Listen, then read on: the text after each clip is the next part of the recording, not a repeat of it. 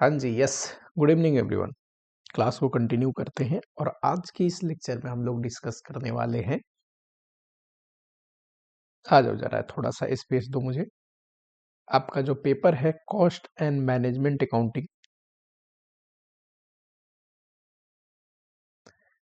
इसका थोड़ी सी important topic and क्या एक्सपेक्टेड एग्जामिनेशन में क्वेश्चन हो सकते हैं, कैसे वैरायटी पे, किन टॉपिक पे, ठीक है। Important topics. नंबर 1, ऐसा बात नहीं है कि जो टॉपिक मैं बोलूं वही आपको पढ़ना है।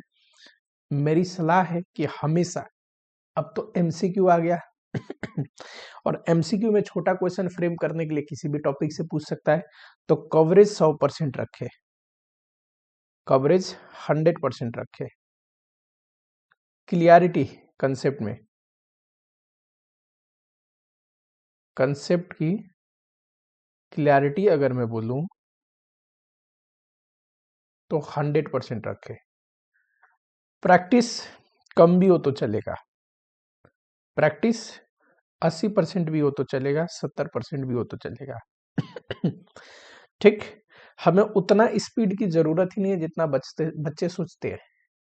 जिस बच्चे को सारा पेपर आ रहा है ना और ठीक भी प्रैक्टिस किया है, ठीक है, तो उसको कौन सा प्रैक्टिस में वर्ल्ड नंबर 1 बनना है, उसे तो पेपर लिखना है।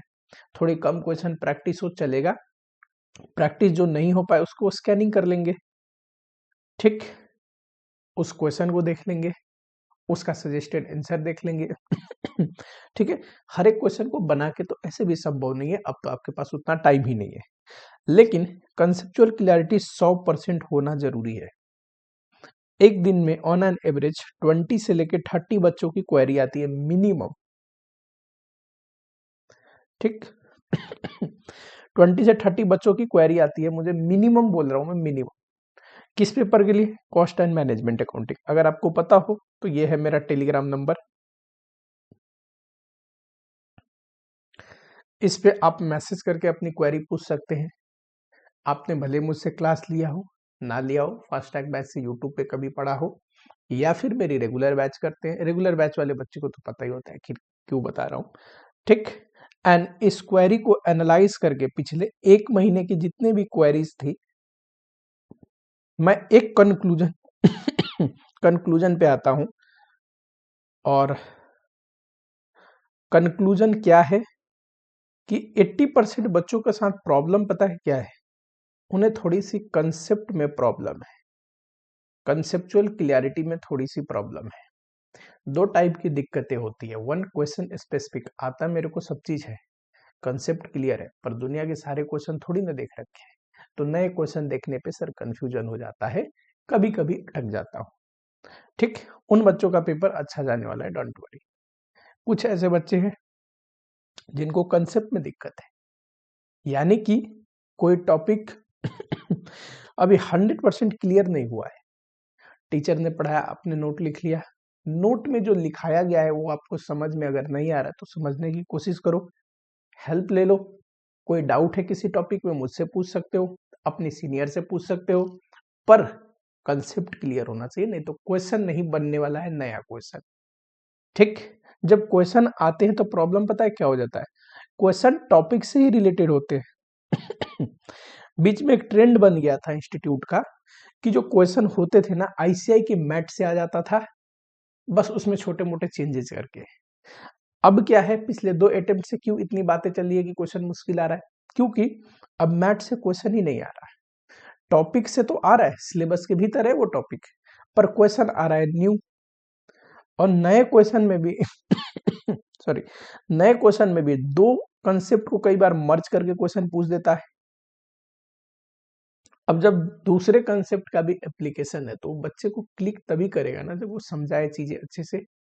इसलिए मैं बहुत जोर देता हूं इस पे कि प्रैक्टिस थोड़ा कम हो चलेगा, कोई दिक्कत नहीं है, ठीक, लेकिन आना सब चीज चाहिए, कंसेप्ट क्लियर होना जरूरी है।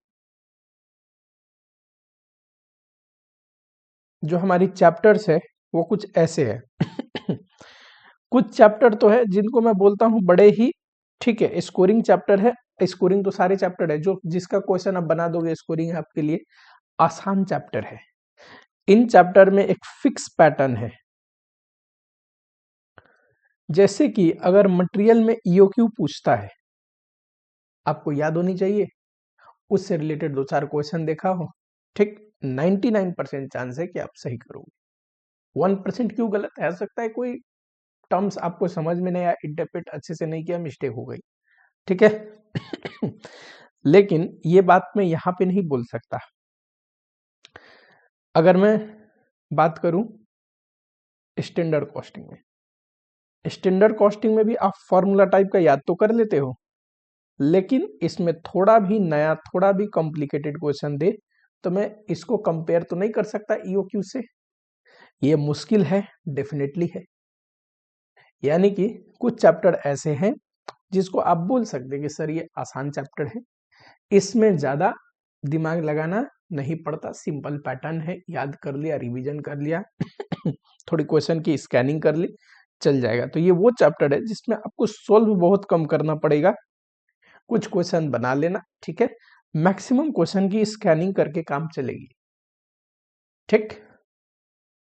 अभी नीचे टॉपिक वाइज डिस्कशन आएगा, पहले तो मैं थोड़ा बहुत आपको सिनेरियो समझा रहा हूं। मटेरियल हो गया, लेबर हो गया, cost sheet, activity based costing. मुझे नहीं लगता ये चैप्टर मुश्किल लगते होंगे, कॉस्टिंग में ये चैप्टर आसान लगते हैं बच्चों को। इसमें जो कंसेप्ट है छोटे छोटे छोटे छोटे, वो कंसेप्ट इजीली समझ में आ जाए, ऐसे टाइप के। कुछ चैप्टर में कोई कंसेप्ट होता है जिसके लिए बच्चों को थोड़ा जोर देना पड़ता है। यूनिट एंड बैच कॉस्टिंग हो गया, जॉब कॉस्टिंग हो गया, ये जो चैप्टर है ये बड़े आसान चैप्टर है। इससे अगर क्वेश्चन आते हैं तो आपको स्कोरिंग चैप्टर क्यों बोल रहा हूं, विदाउट मिस्टेक आपको स्कोर करना है, ठीक। इन चैप्टर से मुश्किल क्वेश्चन फ्रेम होना थोड़ा लॉजिकल नहीं है, जो क्वेश्चन आएगा आसानी आएगा, ठीक। अब एकदम ऐसा नहीं बोल रहा हूं कि जो क्वेश्चन बुक में वो उठ के आ जाएगा, नया ही आएगा, लेकिन आपको ज्यादा मुश्किल, ज्यादा ट्रबल नहीं कर सकता ये क्वेश्चंस। फिर आते हैं थोड़े से टेक्निकल चैप्टर पे, इनमें कंसेप्ट थोड़ा ज्यादा बढ़ जाता है, कंसेप्ट थोड़ा ज्यादा बढ़ जाता है, जैसे कि प्रोसेस कॉस्टिंग। इसमें प्रोसेस अकाउंट आना चाहिए आपको, equivalent production, cost per unit निकालना, and apportionment of cost, cost में फिनिश गुड्स जो कंप्लीट हुआ उसका कितना कॉस्ट है, अब नॉर्मल लॉस का कितना कॉस्ट है, क्लोजिंग स्टॉक का कॉस्ट कितना है, ये 4 चीज क्लियर होनी चाहिए। प्रोसेस अकाउंट बनाने के लिए ट्रीटमेंट ऑफ लॉस आपको आनी चाहिए, एंड फीफो मेथड हो या एवरेज मेथड हो, इसमें कैसे हम ट्रीटमेंट करते थे ये क्लियर होनी चाहिए। तो प्रोसेस कॉस्टिंग में टॉपिक है छोटे छोटे छोटे छोटे, क्लियर है तो आसान लगेगा। मैं सजेस्ट करूंगा, वैसे मैंने नीचे लिखा है टॉपिक में कि फीफो मेथड का क्वेश्चन आने की एक्सपेक्टेशन है, लेकिन मैं तो यही सजेस्ट करता हूं हर एक टॉपिक से आप एक एक क्वेश्चन जरूर देख के जाइए।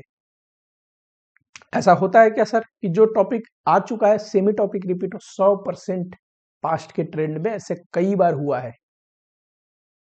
कि अगर पिछले अटेम्प्ट में मान लो मटेरियल से ईओक्यू आया तो इसमें कोई दिक्कत नहीं है कि इस अटेम्प्ट में भी ईओक्यू आ जाए। मैं ऐसा क्यों बोलूंगा कि इन्वेंट्री लेवल पे ही क्वेश्चन है, स्टोर लेजर पे ही क्वेश्चन है? तो इसलिए हर एक वेराइटी के क्वेश्चन देखने जरूरी है। ये जो थोड़े कंसेप्चुअल चैप्टर है इनमें आपका कैसे रखना है, हर एक टॉपिक से एक क्वेश्चन देखना है। जैसे प्रोसेस है तो उसमें बिना इन्वेंट्री अगर क्लोजिंग डब्ल्यूआईपी नहीं हुआ तब हम कैसे बनाते हैं, आसान हो जाता है। अगर डब्ल्यूआईपी का कंसेप्ट है, ठीक, क्लोजिंग डब्ल्यूआईपी है, ओपनिंग डब्ल्यूआईपी है, तो वहां पे फीफो और एवरेज मेथड में क्या चेंजेस आते हैं, कैसे हम ट्रीटमेंट करते थे, क्लियर होनी चाहिए, ठीक। सर्विस कॉस्टिंग में और सारा टॉपिक आसान है, लेकिन सबसे ज्यादा गलती बच्चों से होती है ट्रांसपोर्टेशन में, स्पेशली तब जब क्वेश्चन कंबाइंड कर देता है इक्विवेलेंट प्रोडक्शन का कंसेप्ट, सॉरी इक्विवेलेंट यूनिट का कंसेप्ट, ठीक है। और सारा सर्विस कॉस्टिंग की जो टॉपिक है ये आसान नहीं लगता है। मार्जिनल कॉस्टिंग में जो पार्ट 1 था जिसमें हमने सीबीपी एनालिसिस पढ़ा है, ठीक, ब्रेक इवन पॉइंट क्या होता है, मार्जिन ऑफ सेफ्टी क्या होता है, फिक्स कॉस्ट क्या होता है, डिजायर सेल कैसे निकलता है, प्रॉफिट कैसे निकलता है, ये आसान टॉपिक है। सीवीपी एनालिसिस में ये जो टॉपिक है ये बिल्कुल एप्लीकेशन बेस्ड है, आपको याद होनी चाहिए और क्वेश्चन पे अप्लाई करोगे तभी आपको क्लिक करेगा। ठीक, कैलकुलेशन उल्टा पुल्टा रिवर्स कई बार दिया रहता है तो हम बैक कैलकुलेशन करते हैं, कई बार दिया रहता है तो हम फ्रंट में निकालते हैं चीजों को। ठीक है, अब यहाँ पे ये जो टॉपिक है ये मैंने लिखा है, ध्यान से देखना जरा, थोड़ा टेक्निकल में, हाई टेक्निकल में नहीं लिखा है। क्यों? यहां से अगर क्वेश्चन पूछे तो बच्चे सही कर जाते हैं, इसके चांस बहुत ज्यादा है। लेकिन इसी में दो टॉपिक और है, पार्ट 2 एंड पार्ट 3। पार्ट 2 क्या है? तो मार्जिनल कॉस्टिंग में तो शॉर्ट टर्म डिसीजन मेकिंग भी है, जिसमें ऑफर को इवेल्युएट करते हैं, की फैक्टर डिसीजन है, मिनिमम प्राइसिंग है। ठीक, मिनिमम प्राइसिंग है, शॉट डाउन लेबल है, ये सारे चीजों में कई बार कंबाइंड करके क्वेश्चन पूछे। वैसे तो मुझे नहीं लगता कि ये भी मुश्किल है। अब आप बोलोगे सर आप टीचर हो, आप तो पढ़ाते हो तो आपको सब ठीक ही लगेगा, नहीं। अगर आप कोशिश करें हर एक वेराइटी के एक आध क्वेश्चन समझ के पढ़ने की, तो मुझे नहीं लगता इस लेवल पे उतना मुश्किल पूछेगा। ये टॉपिक मुश्किल आते थे फाइनल में। ठीक, थर्ड है ऑब्जर्प्शन एंड मार्जिनल के अनुसार प्रॉफिट कंप्यूट करना और इनकी रिकॉन्सिलेशन। थर्ड पार्ट जो है ये डिफिकल्ट है, यहां से अगर क्वेश्चन पूछता है तो बच्चों से मिस्टेक होने की प्रोबेबिलिटी बहुत हाई है। ठीक, तो ये दोनों पार्ट जो है ये थोड़े ज्यादा टेक्निकल है, इनमें कंसेप्ट तो कम है। क्या ही कंसेप्ट है इसके अंदर, कंसेप्ट कम है, लेकिन कंसेप्ट क्लियर होना जरूरी है बिल्कुल। लॉजिक 100% आपको पता होनी चाहिए, इसमें याद कर लोगे तो चलेगा। कोई बच्चा है बहुत लॉजिकली समझा नहीं है, याद कर रखा है फॉर्मूला और उसको अप्लाई करना जानता है, चलेगा। इसमें ऐसा नहीं है, क्या ही याद करोगे, टॉपिक बहुत कम है, पर क्वेश्चन का जो डेप्थ है ये मुश्किल पूछा जा सकता है, बिल्कुल पूछा जा सकता है। इसलिए मैंने इसको थोड़ा ज्यादा टेक्निकल पॉइंट में रखा है, पार्ट 2 एंड पार्ट 3।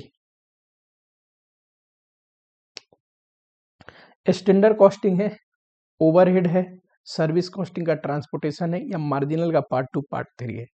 इसको एक आध क्वेश्चन सॉल्व करना है आपको रिवीजन के साथ, ये सिर्फ स्कैनिंग करके बात नहीं बनेगी, ये ज्यादा टेक्निकल पॉइंट्स हैं। ठीक, इनमें थोड़ा बहुत आपको कॉन्फिडेंस आने के लिए कंसेप्चुअल क्लियरिटी ज्यादा चाहिए। ठीक है, पार्ट 1 जो आसान था इजीली हो जाएगा, स्कोरिंग है, मिस्टेक होने के चांस कम है। पार्ट 2 थोड़ी इससे टेक्निकल है, लेकिन अगर आप अच्छे से कंसेप्ट रखते हो ये भी हो जाएगा। हर एक वैरायटी पे एक क्वेश्चन देखना है। ठीक। पार्ट 3 जो है ये मैंने लिखा है थोड़ा ज्यादा टेक्निकल है, कंसेप्ट रिवीजन के लिए इसमें कम होते हैं, पर क्वेश्चन की वैरायटी बहुत फ्रेम किया जा सकता है। अब यहीं पे मान लो ओवरहेड में मशीन आवर रेट है, मशीन आवर रेट है, क्या ही कंसेप्ट है इसमें, बहुत छोटा कंसेप्ट है।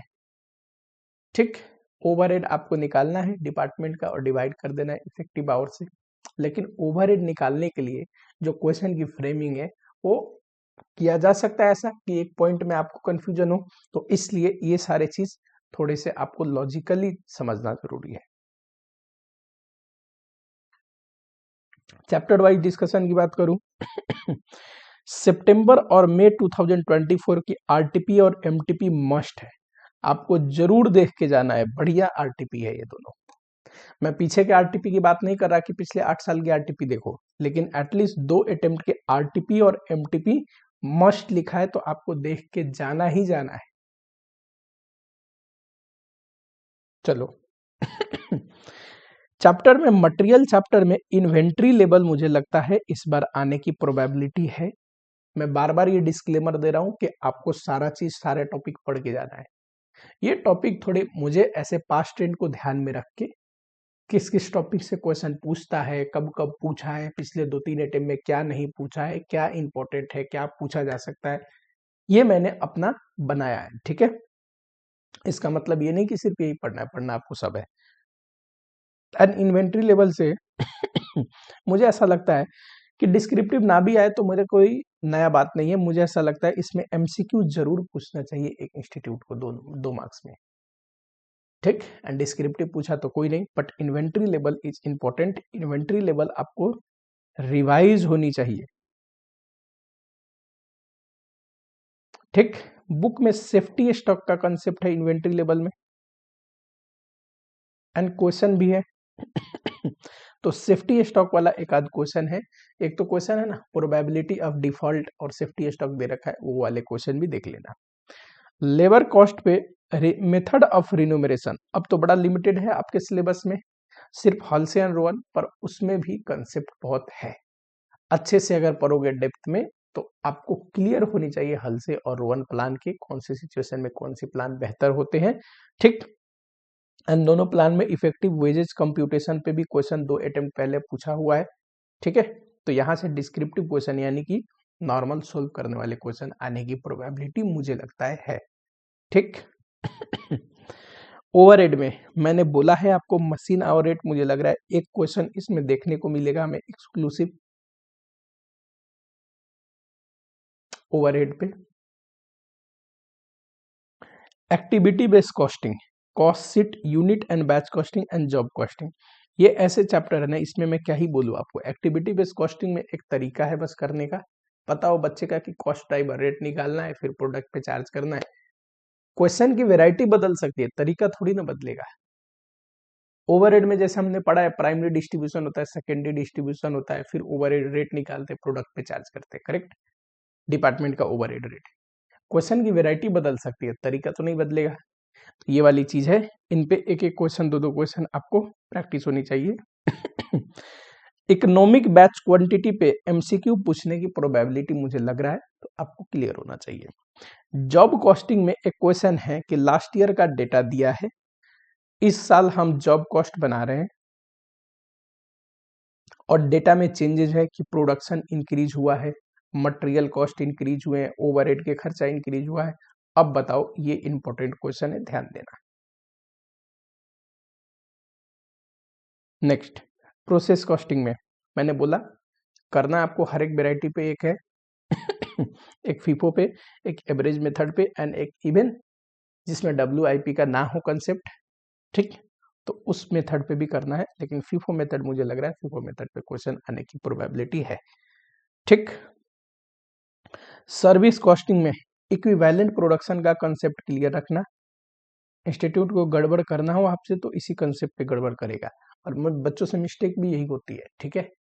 कॉस्ट ठीक कंप्यूट कर लेते हैं, उसके बाद जो हमें इक्विवेलेंट प्रोडक्शन बोल रहा हूँ, इक्विवेलेंट यूनिट का कंसेप्ट लगाना है जहां पे फेयर डिफरेंट होता है, ठीक, वहां पे इक्विवेलेंट यूनिट का कंसेप्ट लगता है।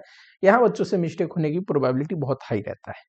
मार्जिनल कॉस्टिंग में देखना जरा, और स्टैंडर्ड कॉस्टिंग में मुझे ऐसा लगता है 10-10 नंबर के एमसीक्यू दोनों में से किसी एक टॉपिक पे आएगा, यानी कि केस स्टडी सिनेरियो एमसीक्यू इन दोनों टॉपिक से मुझे बहुत चांसेस हाई लग रहे हैं, कोई एक टॉपिक तो आएगा आएगा, ठीक। अगर मार्जिनल कॉस्टिंग से आता है केस स्टडी तो सीबीपी एनालिसिस से आएगा, जो कि हमने पार्ट 1 में पढ़ा है कि ब्रेक इवन पॉइंट निकालो, डिजायर सेल निकालो, अगले साल का सेल निकालो, ठीक है, प्रॉफिट कितना होगा, मार्जिन ऑफ सेफ्टी कितना है, ये सारे कंसेप्ट पे। एंड स्टैंडर्ड कॉस्टिंग पे मिक्स टाइप का क्वेश्चन आपको देखने को मिलेगा, ठीक। अगर आता है तो चांसेस बहुत हाई है कि मिक्स टाइप के क्वेश्चन आपको देखने को मिले, ठीक है। एमसीक्यू पॉइंट ऑफ व्यू से डिस्क्रिप्टिव में केस स्टडी सिनेरियो में ये 2 चैप्टर मुझे इंपॉर्टेंट लग रहा है।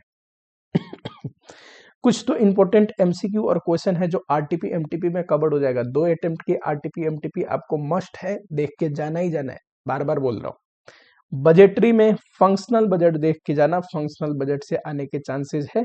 डिस्क्रिप्टिव क्वेश्चन यानी कि एमसीक्यू नहीं लग रहा मुझे, नॉर्मल सॉल्व करने का क्वेश्चन आएगा, ठीक।